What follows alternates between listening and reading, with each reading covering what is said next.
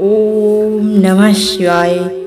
सनातन धर्म की जय हो। नमस्कार दोस्तों, यदि भगवान पर विश्वास रखते हैं तो भगवान के चमत्कार पर भी विश्वास रखना चाहिए। चाहे आप अमीर हो या गरीब, यदि आप भगवान पर विश्वास रखते हैं तो एक ना एक दिन भगवान आपकी सहायता जरूर करते हैं। तो दोस्तों, आइए भगवान के चमत्कार पर आधारित एक सत्य कथा सुनाती हूँ, जिसे बहुत ही शांत एवं प्रसन्नचित्त मन से सुनिएगा। इससे पहले यदि चैनल पर नए हैं तो कृपया चैनल को सब्सक्राइब करके बेल आइकन को प्रेस कर लीजिए, जिससे आप सदैव सनातन धर्म से जुड़े रहेंगे। एक छोटे से कस्बे में एक रिक्शा चालक रहता था। उसका नाम था नत्थू और उसकी पत्नी का नाम था माया। यह कहानी सच्ची घटना पर आधारित है।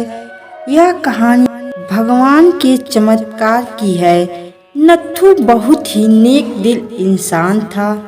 वह रोज ऑटो रिक्शा लेकर जाता और लोगों को उनके घर पहुंचा आता। उसका व्यवहार एक छोटे बच्चे से लेकर बड़े बुजुर्गों सभी व्यक्तियों से बहुत ही अच्छा था। अपने मधुर व्यवहार के कारण लोग उसे पहचानने लग गए थे। रात के 1 बजे भी किसी ने अगर आवश्यक कार्य से बाहर जाना होता तो वह बेचारा 1 बजे भी उठ जाता। किसी भी लोगों को मना करने की उसकी आदत नहीं थी। महिलाएं रात के समय भी उस ऑटो रिक्शा चालक की ऑटो में बिना संकोच बैठ जाती थी। वह इतना नेक दिल इंसान था कि सभी गांव के लोग उसको बहुत ही प्यार करते थे। उसकी 3 बेटियां थी। वह सभी पढ़ाई कर रही थीं। एक बड़ी बेटी तो पढ़ाई कर चुकी थी। उसने अपनी बेटी को 12वीं कक्षा तक पढ़ा दिया था। बाकी दोनों बेटियां शिक्षा ग्रहण कर रही थीं। एक दिन उसने अपनी बड़ी बेटी की शादी तय कर दी थी। भगवान का दिया उसके पास गुजारे लायक काफी था। ऑटो रिक्शा चालक ने अपनी बेटी का विवाह एक अच्छे परिवार में तय कर दिया था। उसके ससुराल वालों ने शादी की तारीख निश्चित कर दी थी। ऑटो रिक्शा चालक ने रात दिन मेहनत करके अपनी बेटी की शादी के रुपए जुटाए थे। उसने अपनी बेटी के गहने, कपड़े और शादी का सारा सामान खरीद लिया था। वह अपनी बेटी की शादी का इंतजार कर रहा था। वह एक दिन भगवान के मंदिर में पूजा करने चला गया था। वह मंदिर में पूजा कर कहने लगा कि हे भगवान, मेरी बेटी की शादी जल्दी होने जा रही है। अपनी बेटी की शादी का सामान खरीदने में मुझे कभी कोई कमी नहीं आई। आपकी दया से सब कुछ ठीक चल रहा है। सारा सामान भी आ गया है। इस तरह भगवान को धन्यवाद देकर नत्थू घर आ गया। शादी के 2-3 दिन रह गए थे। अपनी बेटी के पास जाकर बोला, मेरे पास देने के लिए ज्यादा तो कुछ नहीं। मैंने तुम्हारे लिए थोड़े से गहने भी बनवा दिए हैं। तुम्हारी दोनों बहनों के हाथ भी पीले करने हैं। तुम्हारा हाथ एक अच्छे परिवार में दे रहा हूँ। लड़का अच्छी नौकरी करता है। तुम्हें वहाँ पर कोई कभी कमी नहीं रहेगी। बेटा, लड़की तो पराया धन होती है। उसे तो एक न एक दिन ससुराल जाना ही पड़ता है। बेटा, निराश ना होना। आज मैं तुम्हें एक शिक्षा दे रहा हूँ। अपने ससुराल में बड़ों का सम्मान करना, अपने सास ससुर की खूब सेवा करना। मैं तुझे यह सीख दे रहा हूँ, बड़ों की आज्ञा का पालन करना। अपने सास ससुर को ही अपने माता पिता समझना। तुम्हें मैंने 12वीं तक की शिक्षा दी है और सिलाई भी सिखा दी है। तुम्हारे ससुराल वाले अगर तुम्हें नौकरी करने देंगे तो करना, वरना नहीं। हमारी मान मर्यादा का ख्याल रखना। लड़की ससुराल में अपने सद्गुणों से सभी को अपना बना लेती है। सास ससुर तुझे डांट टपट कर करे तो सोच लेना तुम्हें तुम्हारे अपने माता पिता डांट रहे हैं। मेरी इज्जत का सम्मान करना। अपनी बेटी को समझाने लग गया था। समझाते समझाते उसकी आंखों में आंसू आ गए थे। घर में शादी का माहौल था। घर में रिश्तेदारों का तांता लग गया था। दिन को सभी लोग आ जाते थे। किसी को क्या पता था कि होनी तो कोई और ही खेल खेल रही थी। शायद वह उसकी परीक्षा ले रही थी। शादी के केवल 3 दिन बचे थे। रात को ऑटो रिक्शा चालक के घर में भयंकर आग लग गई। सभी लोग सो रहे थे। रात को उनका सारा घर आग की लपटों की चपेट में आ गया था। उनकी घर की छोटी बेटी पानी पीने के लिए उठी। उसने देखा चारों ओर धुआं ही धुआं था। उसने दौड़कर अपने माता पिता को जगाया। तीनों बेटियां चिल्लाने लगी, आग लग गई, कोई हमें बचाओ। बड़ी मुश्किल से रिक्शा चालक ने पिछली बालकनी से जाकर एक डंडे के सहारे बालकनी से निकलने की कोशिश की। घर के सभी सदस्य बाल बाल बचे, लेकिन घर का सारा सामान आग की लपटों में खाक हो गया था। शादी का सारा सामान जलकर नष्ट हो गया था। लोगों ने उन सबको बड़ी मुश्किल से बाहर निकाला। थोड़ी देर पहले जहां खुशियां छा रही थी, वहां का दृश्य देखा भी नहीं जा सकता था। जो भी देखता उसकी आंखों से आंसू निकलते। बेचारा अब क्या करेगा। बिना शादी के ही बेटी रहेगी तो दूल्हा तो अब उसे ब्याहने से रहा।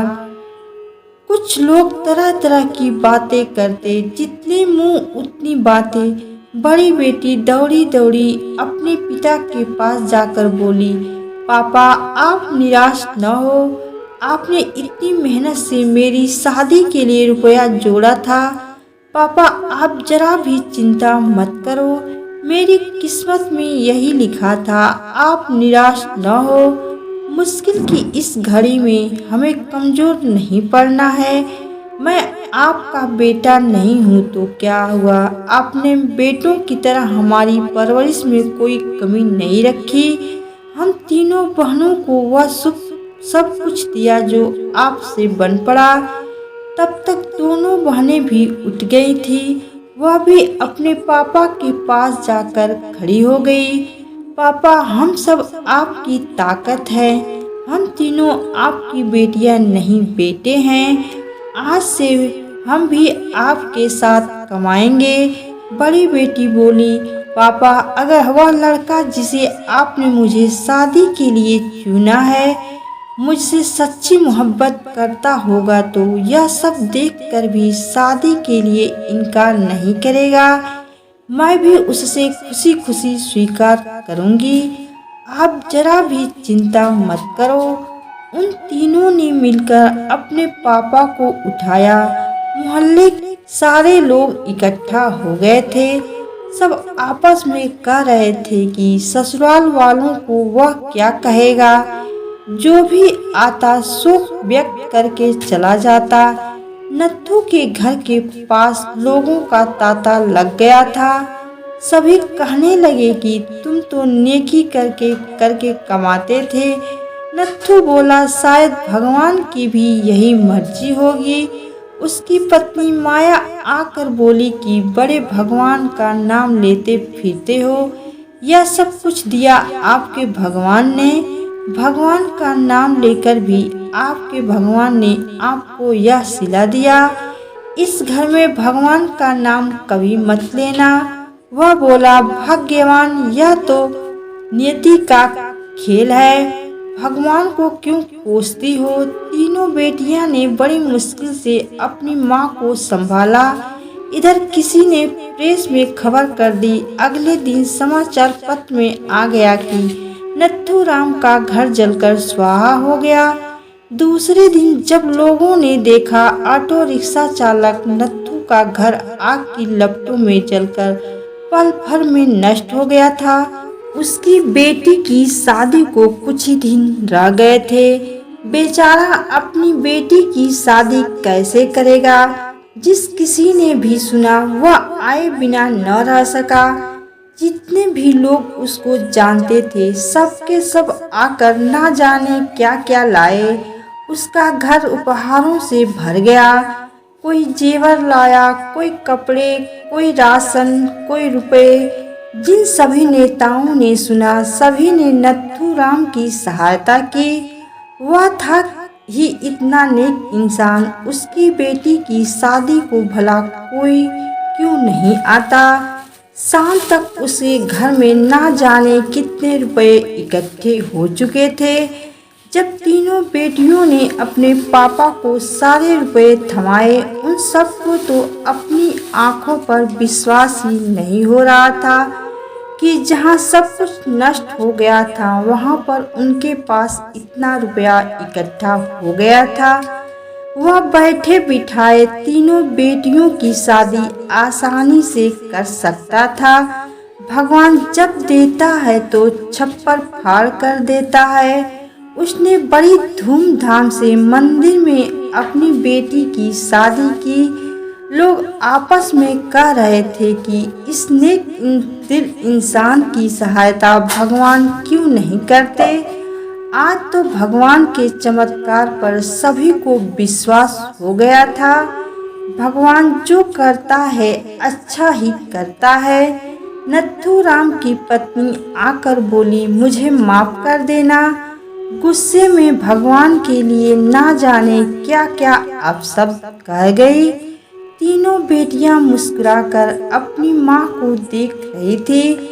थोड़ी देर पहले जहाँ पर रुदन था वहीं पर सभी के चेहरों पर खुशी झलक रही थी। भगवान की माया प्रबल है। वह इंसान की कड़ी से कड़ी परीक्षा लेने में कोई कसर नहीं छोड़ता। नथुराम और उसकी बेटियों ने मुसीबत की घड़ी में मिलकर एक दूसरे का साथ दिया। अपने हौसलों को डगमगाने नहीं दिया। उसकी बेटियों ने एक बेटे की तरह अपने पिता के विश्वास को ठेस नहीं पहुंचने दी। भगवान ने रातों रात छप्पर फाड़ कर उसकी सहायता की। वह बोला, इतने रुपए इकट्ठे हो गए हैं जिससे मैं तुम तीनों की शादी भी आसानी से कर सकता हूँ। नमस्कार दोस्तों, यह कथा आप लोगों को कैसी लगी कमेंट करके जरूर बताएं तथा वीडियो को लाइक और अभी तक चैनल को सब्सक्राइब नहीं किया है तो कृपया चैनल को सब्सक्राइब कर दीजिए। सदैव आपके ऊपर भगवान भोलेनाथ की कृपा बनी रहे। हर हर महादेव।